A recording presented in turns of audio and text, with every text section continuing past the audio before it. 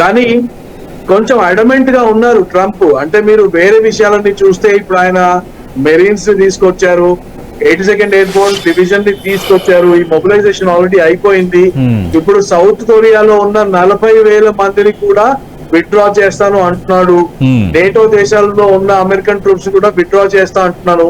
అంటే somewhere Iran ఎక్కడైతే తగ్గట్లేదో అక్కడ ట్రంప్ కూడా తగ్గే సూచన కనిపించలేదు.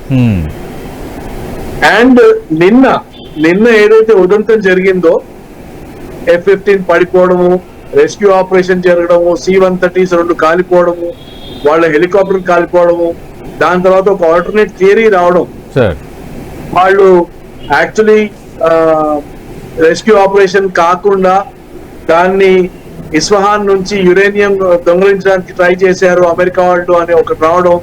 ఇట్ సీమ్స్ ప్లాజిబుల్ బికాస్ ఒకవేళ నిన్నటి ఆపరేషన్ వాళ్ళు అనుకున్నట్టు సక్సెస్ఫుల్ అయ్యి ఉంటే అది ట్రంప్ కి ఒక సీజ్ ఫైర్ అనౌన్స్ చేసి మేము గెలిచేసాము, మా చేతితో యురేనియం వచ్చేసింది అని చెప్పి బయటపడడానికి ఒక ఛాన్స్ దొరికేది.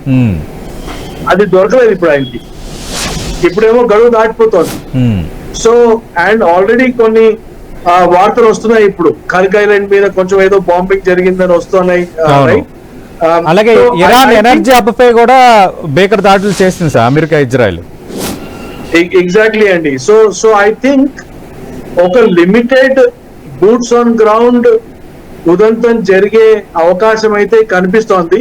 నవ్వు అది ఎంత సక్సెస్ఫుల్ అవుతుంది లేదు అనేది మనకు అర్థం కాదు. ఎందుకంటే ఇప్పుడు మనం ఇవాళ డిస్కస్ చేస్తున్నాము, కానీ ఇవాళ మీరు ఇండియన్ మార్కెట్స్ చూస్తుంటే, NSE, BSE చూస్తుంటే రెండు కూడా మంచి పాజిటివ్ దిశగా వెళ్ళాయి ఇవాళ. అవును.